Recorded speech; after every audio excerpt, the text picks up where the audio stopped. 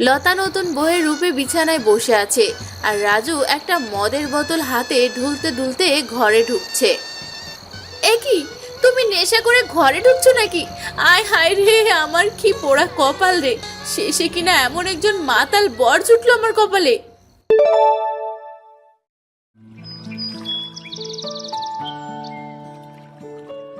তোমার ভাইয়ের তো খুব শীঘ্রই বিয়ে ভাই। কালু, বুকটা জ্বলে রে, আমার বুকটা জ্বলে, আমার বুকটা জ্বলে যাচ্ছে রে। তোমার বুকে আবার হঠাৎ করে কি হলো ভাই? বাবা মরার আগে উইলে গ্রামের 10 বিঘা চাষের জমি আর এই বড় ভিটে বাড়িটা সব রাজুর নামে লিখে দিয়ে গেল। আর আমাকে দিল কিনা শুধু ওই ভাঙা একচালা ঘরটা। দেখ,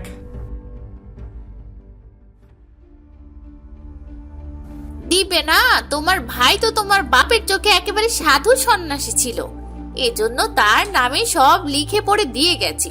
বসে বসে চিন্তা না করে ভাবো তাকে কিভাবে পৃথিবী থেকে সরানো যায়। ভাবি, এত ভাবলে কাজ হবে না। রাজুকে যদি আমরা লাঠি দিয়ে পিটিয়ে মারতে যাই, পুলিশ তো সবার আগে আপনাদের এসে ধরবে। জমি হাতাতে হলে অন্য চাল চালতে হবে। অন্য চাল? তা কি চাল চালতে হবে বল দেখিনি। আমাদের এমন কিছু করতে হবে যাতে ও নিজে থেকেই পাগল হয়ে যায়, আর গ্রামের মানুষ ওকে পাগল ভেবে এই গ্রাম থেকে তাড়িয়ে দেয়। বুদ্ধিটা খারাপ না, কিন্তু ও তো গ্রামের সবচেয়ে লক্ষ্মী ছেলে, ওকে পাগল বানাবি কি করে? কি করে আবার মাতাল করে? যে কিনা কোনোদিন একটা বিড়িও ছুঁয়ে দেখেনি, সারাদিন শুধু নিজের জমি আর কাজ নিয়ে থাকে, তাকে কিনা মাতাল করার কথা ভাবছো? কথাই বলে পাগলের সুখ মনে মনে। সেই বুদ্ধি আমার কাছে আছে ভাবি। রাজু তো প্রতিদিন মাঠের কাজ শেষে বাড়ি ফেরার পথে রামুদার দোকানে ডাবের জল খায়, তাই না? তাতে কি হবে? ডাবের জলে তো আর নেশা থাকে না। প্রতিদিন রাজু ডাবের জলে এমন একটা গোপন বুনো লতা পাতার রস মিশিয়ে দেওয়া হবে যা খেলে মানুষের মগজের রগ ঢিলে হয়ে যায়। কিছুদিন পর ও পাগলামি করতে শুরু করবে, আর আমরা রটিয়ে দেব প্রতিদিন রাতে লুকাতে লুকিয়ে মদ খেয়ে এমন হয়েছে। বাহ বাহ, বেশ তো ভালো বুদ্ধি, কিন্তু ডাবের জলে বনলতার রস মেশাবে কি করে? রামু তো সজল ভাইয়ের খুব ভালো বন্ধু, এটা নিয়ে তোমাদের ভাবতে হবে না। এই বিষয়টা আমি সামলে নেব। কেটে গেল বেশ কিছুদিন। এর ভেতরে রোজ রাজুর ভাই সজল তাকে নিয়ম করে ডাবের জলের সাথে বনলতার রস করে খাওয়াতে লাগলো। দিন দিন রাজুর হাত পায়ের শক্তি কমে মাথা ঝিমঝিম মারতে শুরু করলো। আজ সে মাঠ থেকে টলতে টলতে বাড়ির দিকে ফিরল। কি হচ্ছে আমার সাথে? আমি এমন ভাবে টলছি কেন? কিছুদিন ধরে গায়েও কোনো শক্তি পাচ্ছি না। কি রে রাজু, ইদানিং তোর এই অবস্থা কেন বলতো? নেশা টেশা করে বেড়াস নাকি? আরে না রাকেশ দা, আমার কি যেন হয়েছে, কিন্তু আমি তো কিছুই বুঝতে পারছি না। কি আর হবে, মাতালের ঘরে থাকলে মানুষ এমনই বকে। তোর দিয়ে জীবনে এসব কিছু আশা করিনি। ছ্যা ছ্যা ছ্যা।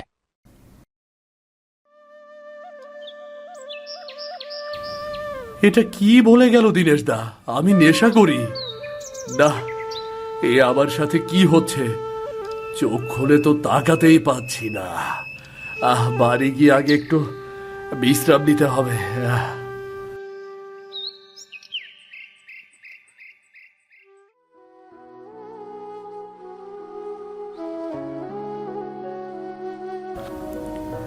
ওহ, মাথাটা এমন ঝিমঝিম করছে কেন? চোখের সামনে সবকিছু কেমন যেন ধোঁয়াটে আর অন্ধকার দেখছি। ইদানিং আমি গরুর গোয়ালের চাবি কোথায় রাখি তাও ভুলে যাই, কাকে কি বলি মনে থাকে না। আমার ভেতরে এমন কি রোগ ঢুকলো?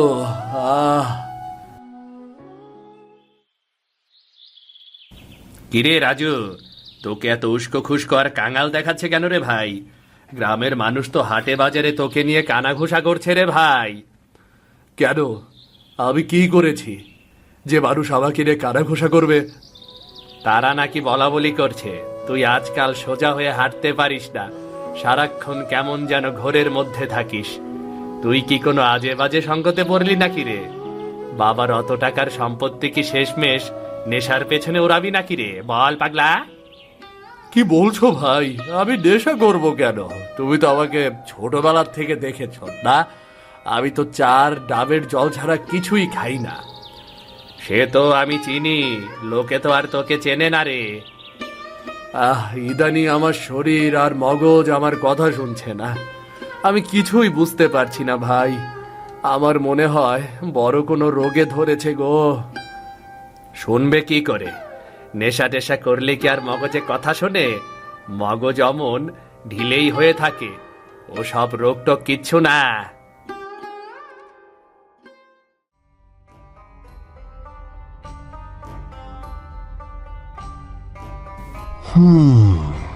সবই তো শুনলাম বাবা, তোমার শরীরে কোনো স্বাভাবিক ব্যাধি নেই।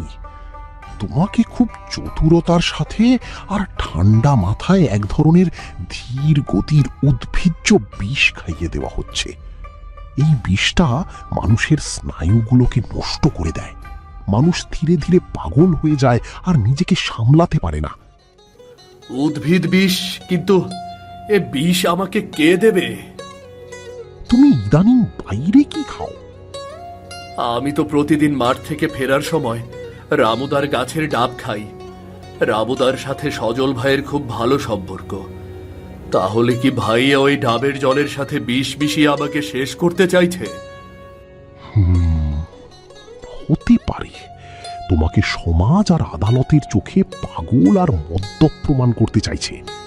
গ্রামে তো রটে গেছে তুমি নাকি প্রতিদিন রাতে মদ খেয়ে মাতলামি করো। এভাবে চললে খুব তাড়াতাড়ি ও তোমাকে ভিটে মাটি থেকে তাড়িয়ে সব সম্পত্তি দখল করে নিতে পারে বাবা। আমাকে সেভাবে ওষুধ দিন বৈদ্য মশাই, তারপরে ব্যাপারটা আমি দেখছি কি করা যায়। পাশের গ্রামে হারিস বাবুর মেয়ে লতা। দুদিন বাদেই লতা ও রাজুর বিয়ে। রাজুর বিশেষ তলবে তাড়াহুড়ো করে নদীর ঘাটে এসেছে রাজুর সাথে দেখা করতে। কেঁদো না রাজু, আমি বুঝতে পারছি তোমার মনের কষ্টটা। লতা, আমি পুরো দিশেহারা হয়ে গেছি। আমার নিজের পেটের ভাই বাবার সামান্য জমি আর বাড়ির লোভ সামলাতে না পেরে আমাকে প্রতিদিন বিষ খাইয়ে পাগল বানিয়ে দিচ্ছে। আমার সম্মান, আমার জীবন সব শেষ হতে চলেছে, সব শেষ হতে চলেছে। রাজু, তুমি একদম ভেঙে পড়বে না। তুমি একা নও, তোমার পাশে আমি আছি। ভাই তোমাকে মাতাল বানিয়ে গ্রাম থেকে বের করতে চাই, তো আমরা ওকে ঠিক সেটাই দেখাবো যাও দেখতে চাই। মানে কি কি বলছো তুমি? তুমিও আমাকে মারবে নাকি? ধর কি যে বলো না। বৈদ্যনাথ চাচা তোমাকে যে ওষুধটা দিয়েছে সেটা তুমি নিয়ম করে খাবে, যাতে এই বিষের কোনো ক্ষতি তোমার শরীরে না হতে পারে। আমার খুব ভয় করছে লতা, যদি আমি ছি ছি, এসব বলো না। আমি তো দুদিন বাদেই তোমার কাছে আসছি, কোনো ভয় নেই।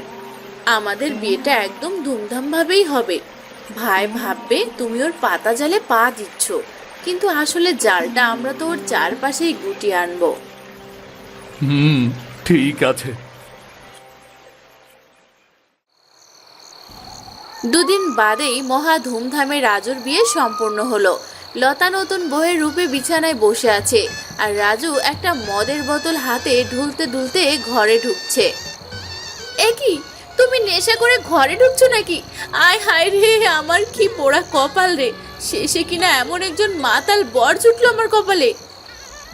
এই শোনো লতা, শোনো, একদম আমার দিকে ওভাবে তাকাবে না। আমি মদ খাবো, ওরাওরি করবো, যা খুশি তাই করব। তুমি আমাকে আটকাতে আসার কে? হ্যাঁ, তুমি বিয়ের প্রথম রাতেই এই অবস্থায় ঘরে ঢুকলে। আমি তো ভেবেছিলাম তুমি গ্রামের সবচেয়ে ভালো মানুষ। সজল ভাই তো ঠিক কথাই বলেছিল, তুমি একটা আস্ত মাতাল। আমার জীবনটা কেন এভাবে শেষ করে দিলে তুমি? এখন আমার কি হবে? সজল ভাই যা বলেছে ঠিক বলেছে। সরে যাও এখান থেকে, এখন চুপচাপ এক কোণে বসে থাকো। আমাকে একদম বিরক্ত করবে না। এই বোতলই আমার সব। এ কি, মরে টরে গেল নাকি? ওগো, ওগো শুনছো? ওরে মাতাল বড় আমার, শুনছো? আরে কি হলো তোমার? খবরটা এক্ষুনি ভাইকে দিতে হবে।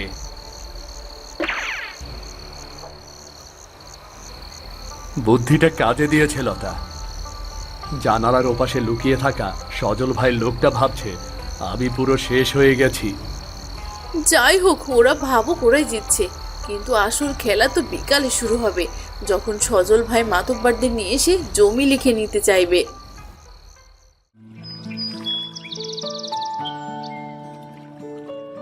সজল ভাই, আপনার ওই বুনো বিষের ডোজ একদম জাদুকরি কাজ করেছে।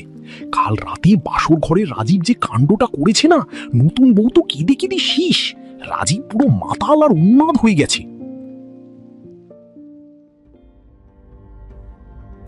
এত খুশি হয়ে লাভ নেই, কাজটা আগে শেষ করো, তারপর দুজনে মিলে দাঁতটাই ভাবে বের করো। দেখে তো এলাম ওর বউ দিব্যি রান্না বাড়ি করছে। আরে গিন্নি, হবে হবে, সবই হবে।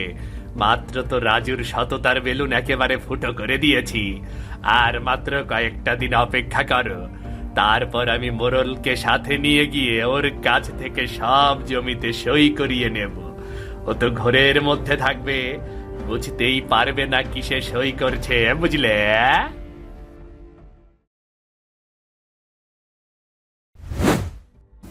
মেঝেতে ছড়ানো আলতাগুলো এখন পরিষ্কার করব না, যাতে তারা এসে ভাবে তুই মদ খেয়েছো আর এগুলো ফেলেছো। লতা, ভাই আজকে বিকেলে এই গ্রামের মাতব্বর আর দলিল লেখক রফিক সাহেবকে নিয়ে এই ঘরে আসছে। ভাই ভেবেছে কাল রাতের এই ভাঙা বোতলের মদ খেয়ে আমি এখন পুরো বেহুশ হয়ে পড়ে আছি। আসুক ওরা, আমিও আগে থেকে থানার দারোগা বাবুকে খবর দিয়েছি, তারা ঠিক সময় মতো আমাদের বাড়িতে চলে আসবে। তুমি পুলিশকেও খবর দিয়েছো? ভাই যখন ভাববে ও জিতে গেছে আর নিজের মুখে ওর সব চক্রান্তের কথা স্বীকার করবে, ঠিক তখনই পুলিশ এসে ওকে ধরবে। চিন্তা করো না তুমি। কিন্তু লতা, ভাই খুব হিংস্র লোক, সাথে যদি ওই কালু থাকে তবে ওরা আমাদের ওপর হামলা করতে পারে। কালু আর ভাই যত বড় খারাপই হোক না কেন, ভুলে যেও না যে তোমার নতুন বউয়ের বুদ্ধিও তাদের থেকে কম নয়। তুমি শুধু তোমার পার্টটা ঠিকঠাক করে যেও।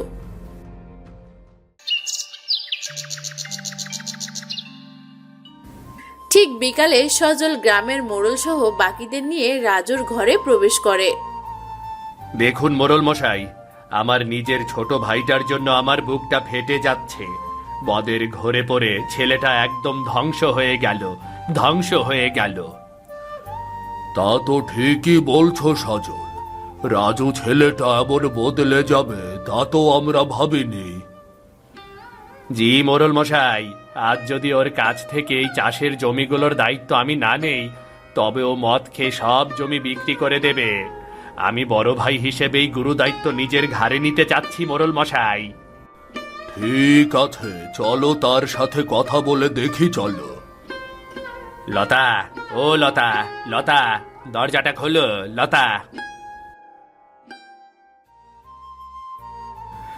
কি রে লতা, রাজু কোথায় রে? আবার কি দুপুরে বোতলে নিয়ে ঘরের কোণে পড়ে আছে নাকি রে? আছে তো, পাশের ঘরেই ভাই, সেই সকাল থেকে বেহুশ হয়ে পড়ে আছে। আরে, তোর মতো একটা সোনার টুকরো মেয়ের জীবনটা আমার এই লক্ষ্মী ছাড়া ভাইটা একেবারে ছাড়খাড় করে দিল রে, ছাড়খাড় করে দিল। ভাই আমিও সহ্য করতে পারছি না, উনি রাত দিন ঘরে অচেতন হয়ে পড়ে থাকে, কোনো সাড়া শব্দ নেই। এই নরক যন্ত্রণায় আর এক মুহূর্ত থাকতে পারছি না। তুই একদম কাঁদিস না রে পুচকে মেয়ে। আজকে আমি সব ঝামেলার ইতি টেনে দিচ্ছি। না থাকবে বাঁশ আর না বাজবে বাঁশি। মোরল মশাই, তাহলে এবার কাজটা সেরে ফেলা যাক।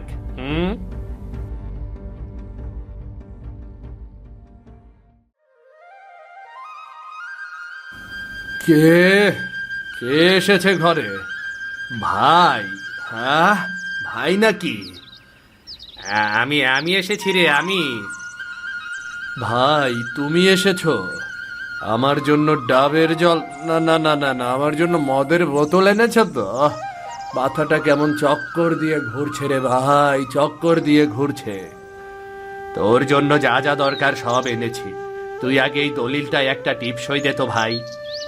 দলিল? কিসের দলিল এটা ভাই? তুই তো এখন অসুস্থ, চাষবাস তো আর করতে পারবি না, জমিগুলো আমার নামে দিয়ে দে, আমি তোকে সারা জীবন বসিয়ে বসিয়ে খাওয়ার ব্যবস্থা করে দেব রে। টিপসই? হ্যাঁ, টিপসই তো দেবই ভাই। আচ্ছা, ভাই যা বলে সব সত্যি, আমার জমি দিয়ে কি হবে? আমার তো শুধু বোতল হলেই চলে। রাজু যখনই তার আঙুলটা দলিলের দিকে বাড়াবে ঠিক তখনই লতা চিলের মতো ছো মেরে দলিলটা রাজুর হাত থেকে কেড়ে নিল। এ কি বেয়াদবি লতা, তুই একটা বাইরের ঘরের মেয়ে হয়ে আমার আর আমার ভাইয়ের ফয়সালায় বাধা দিচ্ছিস কেন? তুই মাঝখান থেকে উকি ঝুঁকি মারার কে হে? ও নিজের ভালো না বুঝলেও আমি বুঝি ভাই। আর একজন মদ্যপায়ী, অসুস্থ আর জ্ঞানহীন মানুষের কাছ থেকে এভাবে ছলে বলে জালিয়াতি করে জমি লিখে নেওয়া আইনি অপরাধ। আমি আমার স্বামীকে কষ্টার্জিত সম্পদ থেকে কোনোভাবেই লোভী মানুষের হাতে তুলে দিতে পারি না। লোভী কাকে? লোভী কাকে বলছিস তুই? লোভী কাকে বলছিস? কালু, ওখানে দাঁড়িয়ে দেখছিসটা কি? কালু, দেখছিসটা কি? শোনো নতুন বউ, বেশি মাতব্বরি দেখাতে যেও না। সজল ভাই যা বলছে লক্ষ্মী মেয়ের মতো মেনে নাও, নয়তো এই রামদার কোপে আজই তোমার খেলা সাঙ্গ করে দেব। বিয়ের কিছুদিনের মাথায় বিধবা হতে না চাইলে চুপচাপ এক কোণে গিয়ে দাঁড়াও। দেখলে তো লতা, আমার সাথে চালাকি করতে এসো না। রাজু তো একটা জ্যান্ত লাশ, ও তো নিজের পায়ে দাঁড়াতেই পারে না। ও তোমায় বাঁচাবে কিভাবে? ও তোমায় বাঁচাবে কিভাবে?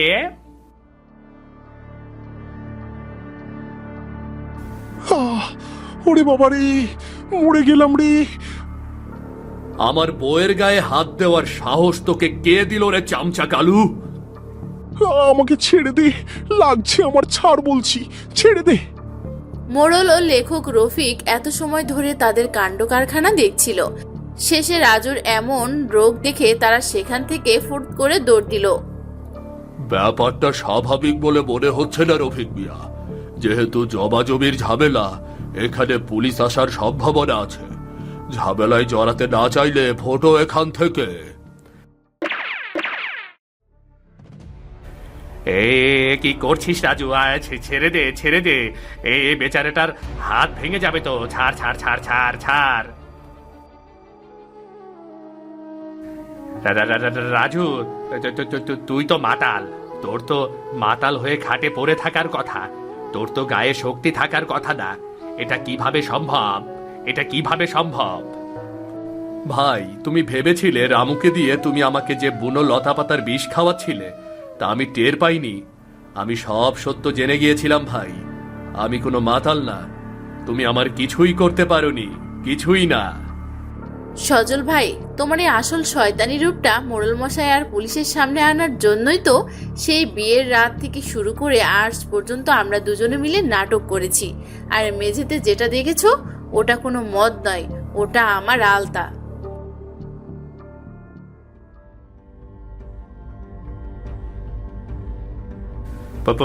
পুলিশ? তুই পুলিশ এনেছিস? পুলিশ এনেছিস তুই? জি ভাই, আপনার এই ডাব বিক্রেতা রামু আগে ভাগেই পুলিশের হাজতে বসে অপরাধ স্বীকার করে নিয়েছে। এবার আপনিও যান। রাজু, রাজু, আমাকে মাফ করে দে ভাই, আমি লোভে অন্ধ হয়ে গিয়েছিলাম, দয়া করে আমাকে ক্ষমা কর। আমি তো তোর নিজের বড় ভাই, আমাকে পুলিশে দিস না, আমি মরে যাব রে, পুলিশে দিস না। বাবা জানতো তুমি ছন্ন ছাড়া, তাই বাবা তোমাকে বলেছিল আমার নামে জমি লিখে দিয়েছে। আসলে বাবা জমি আমার নামে দেয়নি। বাবা আমাকে বলেছিল যে যেদিন তোর ভাই একদম ভালো হয়ে যাবে সেদিন যেন তোমার জমি আমি তোমাকে সব ফেরত দেই। আমি ভেবেছিলাম এবার তোমার জমি তোমাকে বুঝিয়ে দেব, কিন্তু দেবার আগেই তুমি। বাবা, বাবা তাহলে আমাকে ঠকাইনি। আমি নিজের অজান্তে এত বড় ভুল করে ফেললাম, এত বড় ভুল করে ফেললাম নিজের অজান্তেই। অতি লোভে মানুষকে পশুর চেয়ে অধম বানিয়ে দেয়, তুমি সম্পত্তির লোভ সামলাতে না পেরে নিজের ভাইয়ের রক্ত নিয়ে খেলা করেছো। আইন তোমাকে উপযুক্ত শাস্তি দেবে। আমার মনে তোমার জন্য কোনোদিন কোনো ক্ষমা থাকবে না। অফিসার, নিয়ে যান ওনাদেরকে, নিয়ে যান।